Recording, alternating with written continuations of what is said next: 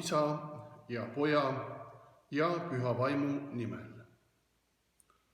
Näitame end Jumala abilistena kõiges, suures kannatlikkuses, ahistustes, hädades, kitsikustes, kui kurvad, aga ikka rõõmsad, kui vaesed, kes siiski paljusid rikkaks teevad, kui need, kellel ei ole midagi ja kelle päralt on kõik. Täna pühapäeval, 17. jaanuaril aastal 2020 loeme Jumala sõna Luuka evangeeliumi 4. peatükist, salmidest 16–21. Jeesus tuli ka Naatsaretti, kus ta oli üles kasvanud, ja läks oma harjumust mööda hingamise päeval sünagoogi. Ja kui ta tõusis lugema, anti tema kätte prohvet Jesaja raamat. Ta rullis raamatu lahti ja leidis koha, kuhu oli kirjutatud: Issanda vaim on minu peal, seepärast on ta mind salvinud. Ta on mind läkitanud kuulutama vaestele rõõmusõnumit, kuulutama vangidele vabaks laskmist ja pimedatele nägemist, laskma vabadusse rõhutuid, kuulutama Issanda meelepärast aastat. Ja keeranud raamatu kokku, andis Jeesus selle sünagoogi teenri kätte ja istus maha. Ja kõikide silmad sünagoogis vaatasid ainiti teda. Tema hakkas neile rääkima: täna on see kirjakoht teie kuuldes täide läinud. See on Issanda sõna. Kallid ususõbrad, värskelt ristituna, seejärel 40-päevase katseaja läbi teinuna naaseb Jeesus Galileasse. Alustuseks peatub ta erinevates sünagoogides ja õpetab nendes. Tema õpetus on üsna hämmastav, kuna meile öeldakse 4. peatüki alguses, et kõik austasid teda, 15. salm. Ütlematagi selge, et sõna Jeesuse ja tema õpetuse kohta levib kiiresti. Jeesus peab jutluse ka oma koduküla Naatsareti sünagoogis. On hingamise päev. Jeesus käitub nii nagu iga juut, kes soovib täita käsu õpetust ja suundub laupäevasele jumalateenistusele. Selle päeva üks tavasid oli kirjarullist pühakirja ettelugemine, mida tegi parasjagu ametis olev rabi. Jeesusele ulatatakse prohvet Jesaja kirjarull. Tänapäevase jaotuse järgi leiab Jeesus sealt prohvet Jesaja 62. peatüki salmid. Issanda vaim on minu peal, seepärast on ta mind salvinud. Ta on mind läkitanud kuulutama vaestele rõõmusõnumit, kuulutama vangidele vabaks laskmist ja pimedatele nägemist, laskma vabadusse rõhutuid ja kuulutama Issanda meelepärast aastat. Need olid salmid 18 ja 19. See tekst on ennustus tõotatud Messia tulekust Iisraeli rahva juurde. Jumala halastava tegevuse osas oli vaja inimeste kartusi hajutada. Neid hoiatati, et kui nad ei kahetse oma pattu ja meelt ei paranda, siis viiakse nad vangi võõrale maale. Siin on lootuse sõnum ka ustavatele, kes jäid truuks Jumalale ja tema lubadustele, tema sõnas. Jumal ütles neile, mida Messias nende heaks teha võtab. Messias toob pattude andeks andmise, igavese elu ja päästmise. Need, kes olid patuvangistuses, vabastab Messias sellest vanglast. Neil, keda maailma asjad pimestavad, taastab Messias nägemise, et nad näeksid Jumala asju. Need, keda rõhus patupalk, laseb Messias vabaks. Vaat sellist Jumala sõna loeb Jeesus sellel päeval sünagoogi kogunenud inimeste hulgale. Tekst loetut, ulatab ta keeriku ehk kirjarulli sünagoogi teenri kätte ja võtab oma kohal istet. Reputatsioon temast kui auväärsest õpetajast oli pikka aega tema ees juba käinud mitmes kohas. Ka Naatsareti olid jutud enne teda juba kohale jõudnud. No mida oleks tal meile küll öelda, arutasid inimesed. Millist hämmastavat asja on tal jagada?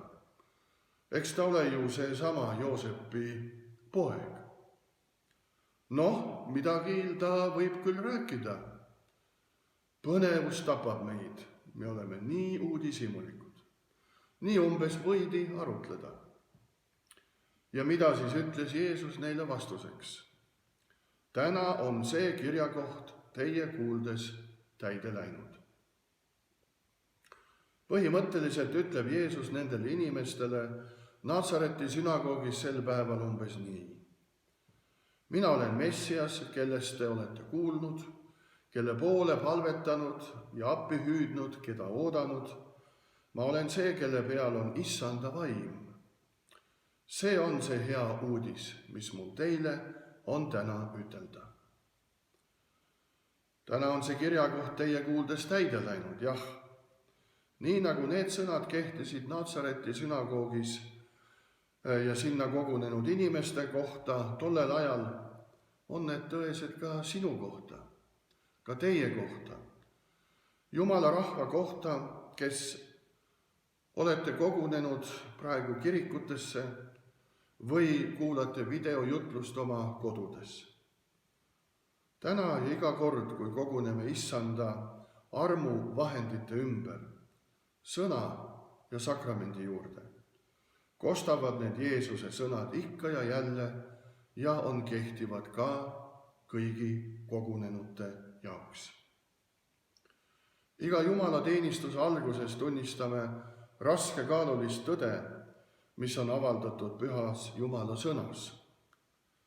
Oleme patused ja eksijad nii mõtte, sõna kui teoga. Jumala ootused meie suhtes on muidugi kõrged alati, aga tema seaduse sõna abil näeme, kuidas meil pole õnnestunud elada püha elu, kui ka väga tahaks ja kui väga ka Jumal meilt seda ootab. Oma patu tõttu väärime täielikku lahusolekut Jumala pühadusest. Pärast patutunnistuse ütlemist kuuleme, et koguduse pastor, kes ameti poolest on kutsutud ja seatud Jumala sõna sulane, kuulutab meile Jeesuse nimel kõikide pattude andeks andmist.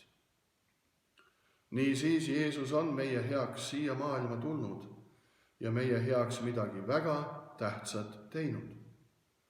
Ja iga kord, kui kostavad meie armsa issanda suurepärased lohutavad sõnad, iga kord, kui küsime Jumala armastuse järele, kas issand meid ikka veel tõepoolest armastab lõpuni.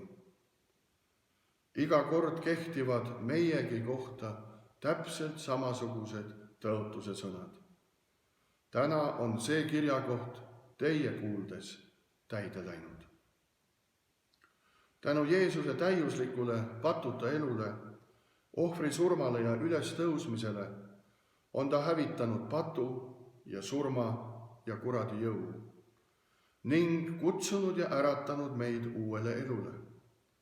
See ei tulene sellest, et me oleksime ise kuidagi olnud piisavalt head, vaid kõik ainuüksi selle tõttu, kes Jeesus on ja mida ta on meie heaks teinud.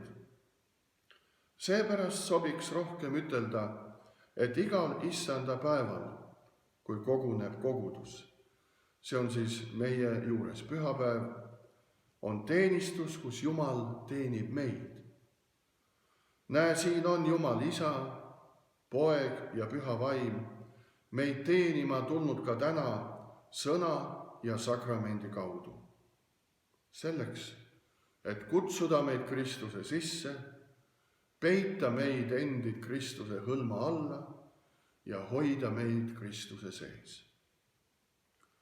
Kallid ususõbrad, Sooviksin veel ühte asja väga rõhutada, mille peale olen viimastel päevadel palju mõelnud. See on igatsus, et saada näha meie pühakodasid jälle usklikest täitumas. Ma tean, et teie tahate ka kõik sedasama. Ja kuidas see juhtuma hakkab? Küsige. Seda ei juhtu väljamõeldud turunduslike trikkidega ega sellega, et anname järele ümbritsevale maailmale ja teeme kompromisse Jumala sõnaga, et olla lihtsalt poliitiliselt korrektsed. Seda ei juhtu siis, kui lõdvendatakse koroonapiiranguid. See juhtub siis, kui nii pastor kui ka ilmikud, meie kõik, kõneleme teistele rõõmusõnumeid ja julgustame üksteist Jeesuse Kristuse evangeeliumiga. Öeldes nendele ja vastastikku, kes on meie päästja ja mida ta on nende ja on meie heaks teinud. Kutsudes inimesi kogudusse tulema, et rohkem teada saada, mida Jeesus nende heaks on teinud, see täidab meie kirikud taas inimestega. Jagades neile häid asju, mida Jumal teeb meie elukohas, täidame pühakojad ustavate ja pühade inimestega. Seda peame pakkuma oma kogukonnale. Meie maailmas on tänapäeval palju haiget saanud inimesi, kes tänapäevasest tühistamise kultuuri haamrite all on elule käega löönud. Mõnda inimest on teised kasutanud kurjasti ära ja nad on üksi jäänud ning küsivad, kas keegi võiks neid üldse enam kuulda võtta ja või ehk natukenegi armastada. Meil on privileeg rääkida neile kellestki, kes neid nii armastab, et tema, see on Jeesus, andis oma elu nende eest, et nad saaksid temaga olla kord igavesti koos. Neile, kes leinavad lähedase surma tõttu, on meil igavese elu lubadus, et neile, kes usuvad Jeesusse Kristusse kui oma päästjasse, näevad oma lähedasi uuesti kohas, kus pole kannatusi, leina ega surma. Neile, keda vaevab haigus või vigastus, on meil hea uudis kuulutada, et Jeesus Kristus on keha ja hinge ülim arst. Ehkki ta ei pruugi selles elus ravida kõike lõpuni ja koroonavaktsiini süsti füüsiliselt ei tee, vabastab ta meid ühel päeval sellest maailma haigusest, valust ja vigastustest ning viib igaveseks ajaks Isa juurde, kus asemed on juba valmis tehtud. Kus need asjad, mis enne vaevasid, enam meid ei vaeva. See on evangeelium, mis kustutab käsu terava okka. Just sellest räägib Jeesus meie tekstis, kui ta ütleb, täna on see kirjakoht teie kuuldes täide läinud. Ja parafraseerides Martin Luteri oskust väikeses katekismuses seletada käske ja sakramente, ütleksin nõnda, see sõna, täna on see kirjakoht täide läinud teie kuuldes, nõuab tõsiselt usklikke südameid. Kui kuuleme Kristuse sõna, võtame seda südamesse. Kui jagame seda teistega, mõistame kiiresti, mida Jeesus tegelikult siia meie heaks tuli tegema. Ja kui tunneme ära selle aarde, selle erilise kallis kivi, mis meil on tema sõnas ja sakramendis, siis me tõesti, jah tõesti, tahame seda teistega jagada. Aamen.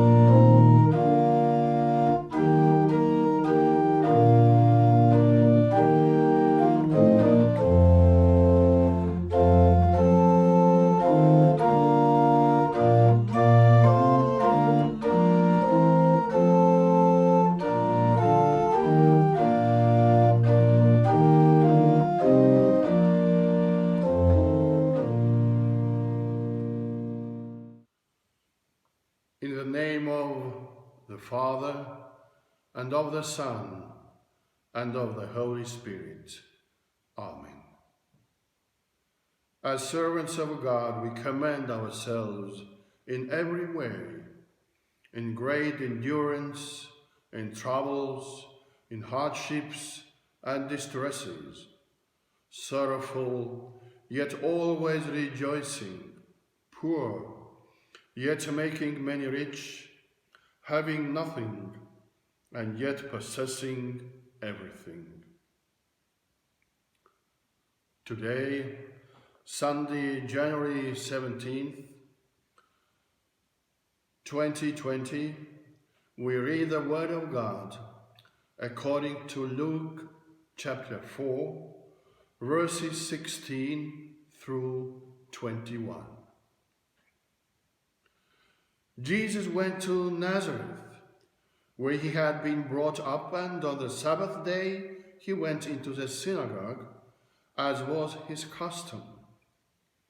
He stood up to read, and the scroll of the prophet Isaiah was handed to him. Unrolling it, he found the place where it is written, "The Spirit of the Lord is on me, because he has anointed me to proclaim good news to the poor.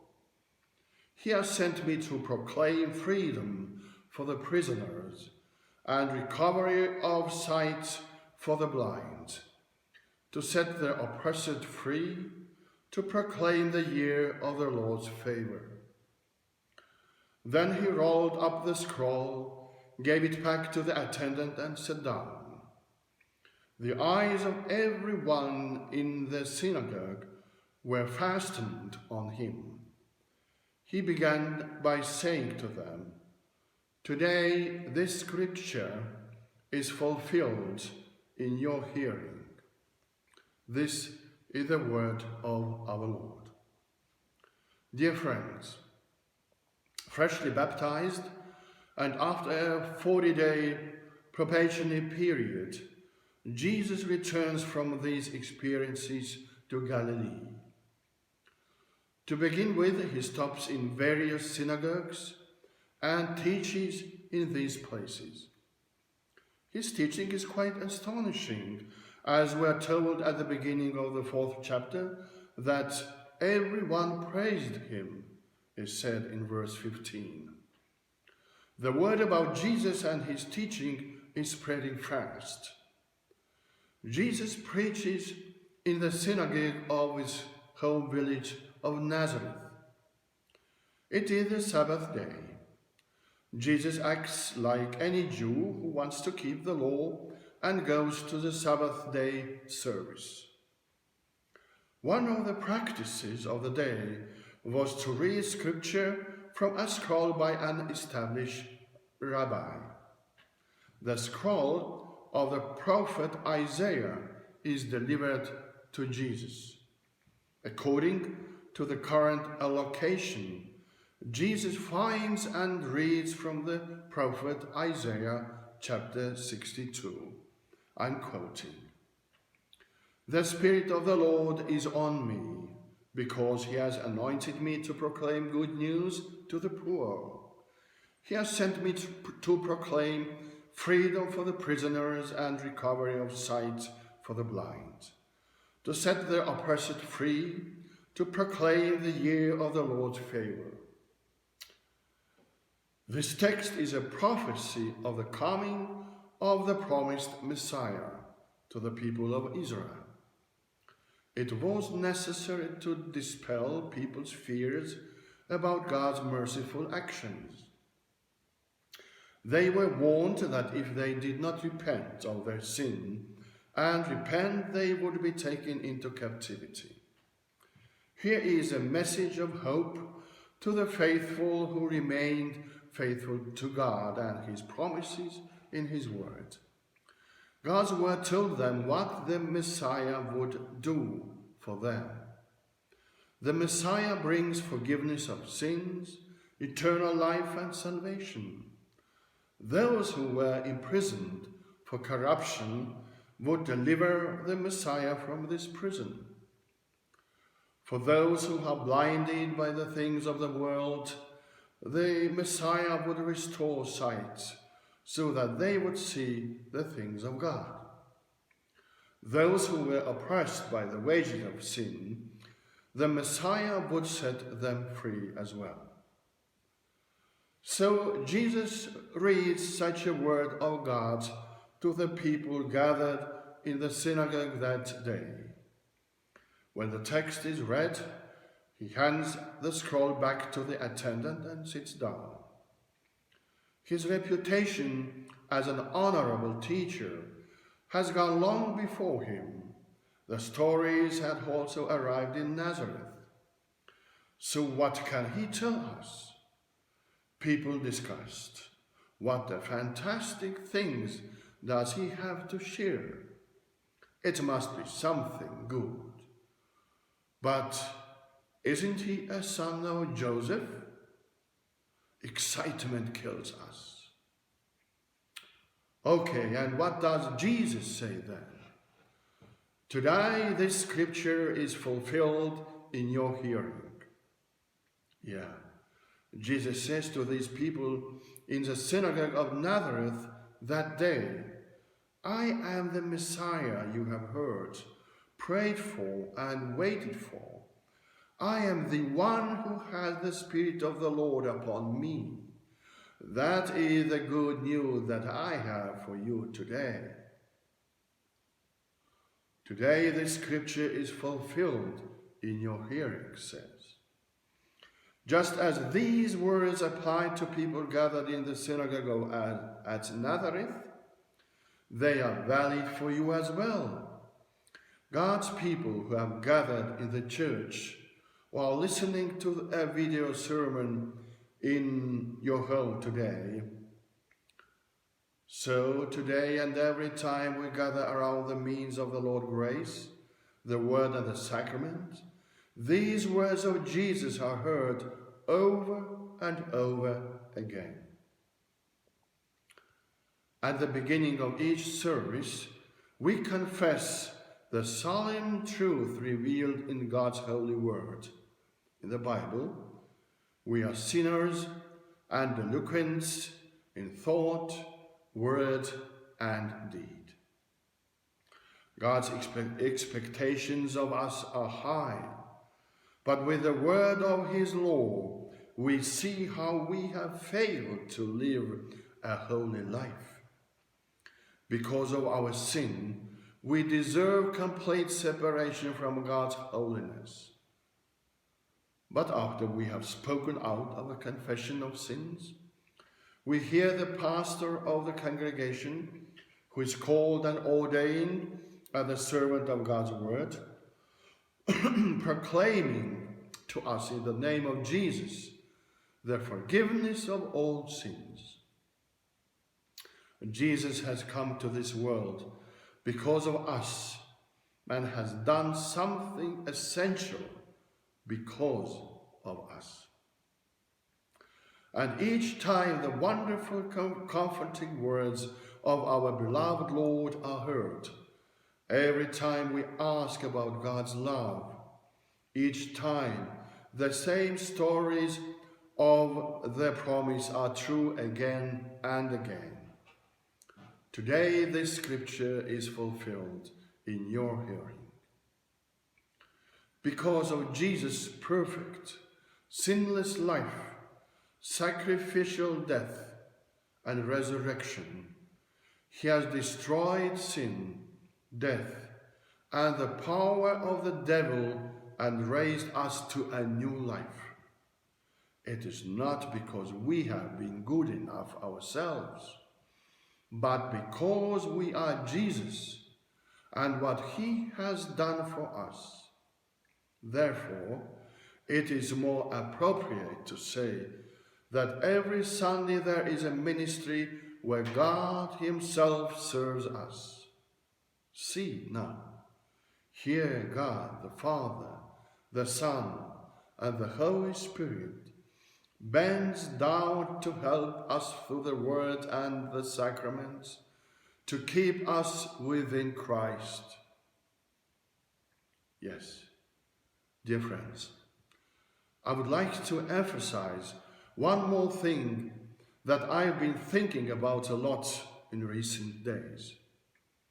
It is a longing to see our temples filled again by beloved neighbors, fathers and mothers and sons and daughters. I know you all want that too. And how is this going to be happening? It doesn't happen with fictional marketing gimmicks, or we give into the world around us and compromise on God's word to be entirely politically correct. This happens when both the pastor and the laity, all of us, speak out the good news to others about Jesus Christ, telling them who our Savior is and what the Savior has done for them and for us both, inviting them to come to church to learn more about what Jesus has done for them, by sharing with them the good things God does in our homes, in our families. We fill temples with believers and holy people. We need to offer this to our community. There are many hurt people in our world today who have come to life under the hammers of a modern culture of annulment or cancelling. Some people have been exploited and abused by others, and they have been left alone, asking if anyone could love them at all, just 1 inch, just 1 inch. We have the privilege of talking to those who love them so much that Jesus gave his life for them so that they could be with him forever. To those who mourn the imminent death of loved ones, we have the promise of eternal life, so that those who believe in Jesus Christ as their Savior from sin, death, and the power of the devil will see their loved ones again in a place free from suffering, grief, and death. We have good news for those who suffer from illness or injury, to announce that Jesus Christ is the ultimate physician of body and soul. Although he may not heal everything to the end of this life, he will one day deliver us from this disease of the world, from all pain and all injury, and lead us to eternity, to the Father, where these things will never bother us again. It is a gospel that erases the sharp thorn of commandment. This is what Jesus is talking about in our text when he says, "Today this scripture is fulfilled in your ears." When we hear the word of Christ, take it to heart. When we share it with others, we quickly realize what Jesus came to do for us. And when we recognize the treasure we have in his word, we want to share it with others. Amen. Palugem koos meie Isa palves. Meie Isa, kes sa oled taevas, pühitsetud olgu sinu nimi. Sinu riik tulgu, sinu tahtmine sündigu nagu taevas, nõnda ka maa peal. Meie igapäevast leiba anna meile tänapäev ja anna meile andeks meie võlad, nagu meiegi andeks anname oma võlglastele. Ja ära saada meid kiusatusse, vaid päästa meid ära kurjast, sest sinu päralt on riik ja vägi ja au igavesti. Aamen. Ja Issand, õnnistagu sind ja hoidku sind. Issand, lasku oma pale paista sinu peale ja olgu sulle armuline. Issand, tõstku oma pale sinu üle ja andku sulle oma rahu. Jumala Isa ja Poja ja Püha Vaimu nimel. Aamen.